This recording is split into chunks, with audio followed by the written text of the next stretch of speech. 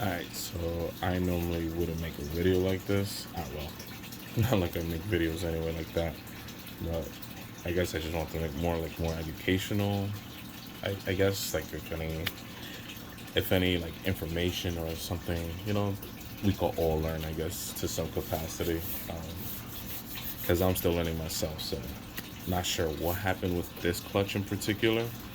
This clutch was the female bumblebee, with my lesser banana lesser pastel het for 100% heifer paint. And the father, he's fathered already two clutches with me, and I've had beautiful babies with them with my pied and my pinstripe. And I also have at least two more clutches fathered by him as well. That all seem to be doing great right now. So I'm not too sure what went down. My incubator is pretty consistent. I have it on a thermostat, so I don't think. And it wasn't really high temps. It never fluctuated or anything like that. Humidity was great. Everything was spot on. All the clutches have been well. I had maybe one bad egg, but that one could have just been a slug from the beginning. But yeah, I guess let me just show you the the 9 clutch or 10 clutch, 10 clutch eggs that I got from the bee girl.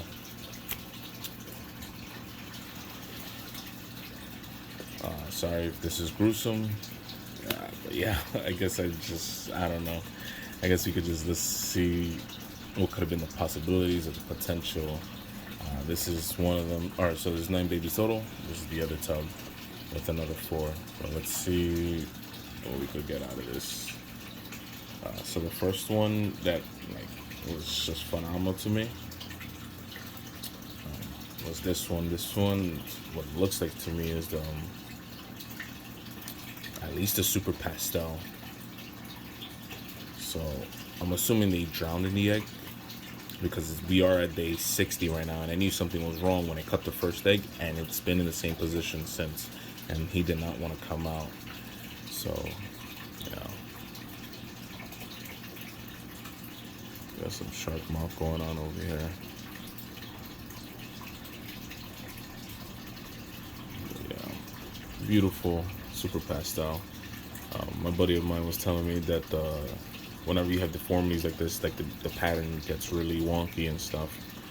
But even with that, I would have said that this one was probably het for paint as well, because I do have a 50% chance of them being het for paint.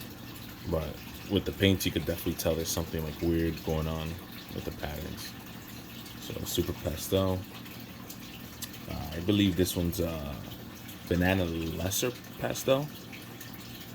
Again, no eyes, shark mouth,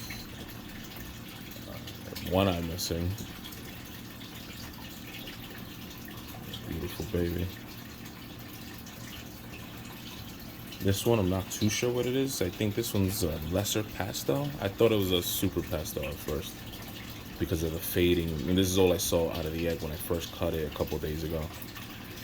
And then he's been in the egg for a really long time, so I'm like, something's up right now. So I decided to cut, and lo and behold, missing eyes, shark mouth. And then we have right here, not too sure what this is because this is probably a lesser, probably pastel. I wouldn't say banana. I'm not even too sure at this point. His pattern's all weirded out. But I also think this one was also het for paint. Oh my god, this thing is bugging me right now. But yeah, just sort of this paint pattern going on over here, or het paint, sorry. And then we have another, what I believe is another super pastel.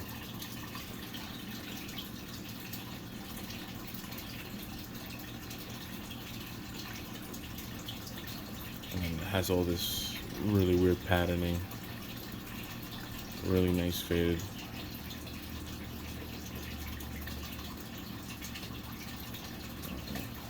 That's tub number 1. Then we have tub number 2. Let's do this one first. So this, I think, was the the all in one from both parents. I could be wrong, and you guys can prove me wrong if you want. Um, I believe this was the banana pastel lesser, the super pastel lesser. I'm not too sure about the spider. I don't think I see spider in here, but it has this nice dark banding down here. Um, yeah, I could probably the head pain is probably influencing this. Another eyes shrunken.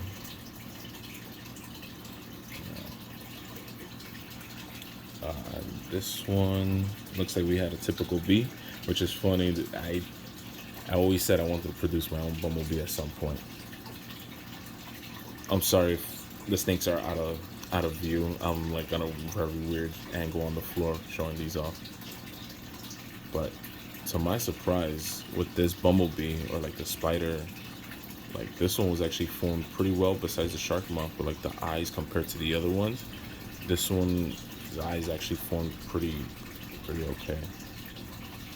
But just a typical bee.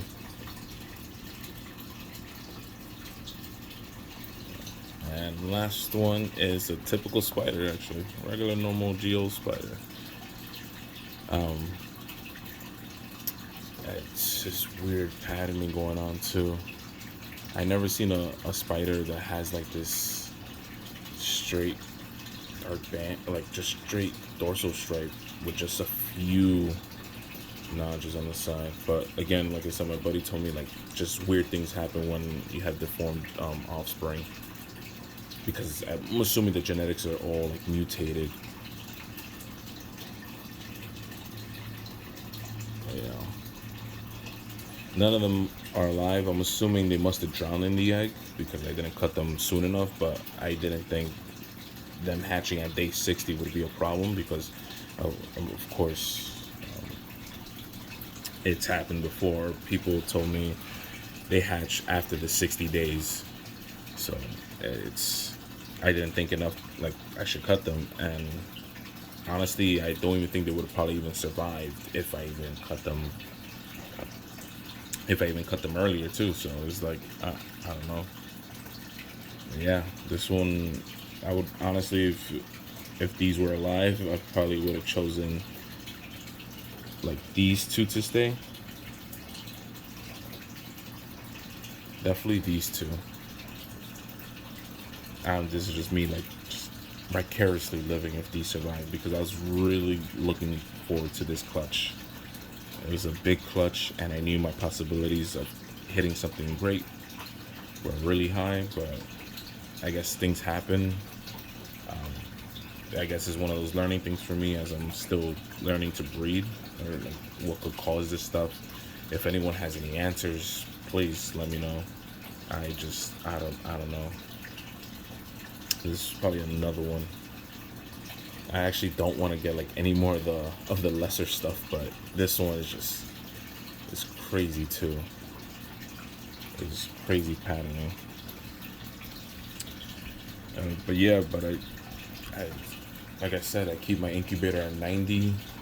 If it was warm out, I'll bring it down a bit, but it's really not necessary since I have my thermostat. I have a V200 on it. I'm using the Sea Serpents. I don't know what's the exact number, but it's the really tall one that could hold at least 60 containers in there. The humidity was spot on. I hatched out the other babies the other day, so yeah. Really bummed out. I really am, because it's only my second year into breeding, and it's not even like the money aspect at this point. It's like I lost like a whole clutch. It's just babies that didn't even get to make it, you know. But yeah, I guess you live and you learn. Don't get me wrong, this doesn't really deter me from keep doing what I'm doing. I still love doing this. It's just part of the hobby. It's just you don't win it all. And this is a situation where I did not win at all. But yeah, if anyone has any answers or suggestions of what I could do different, I don't know what else I could have done any different, honestly. All my snakes pretty much eat well. My banana male was eating well all through year. Even like 2 months into breeding, he was eating well. Um, she was the second one to be paired from my banana, so I don't know. Kind of feeling defeated over here. But yeah, and I guess I'm just rambling at this point. But I just wanted to show you guys, not everything's all rainbows and sunshine. Just stuff happens, and this is one of the things that do happen. So I appreciate you guys for always for watching my videos and listening to me.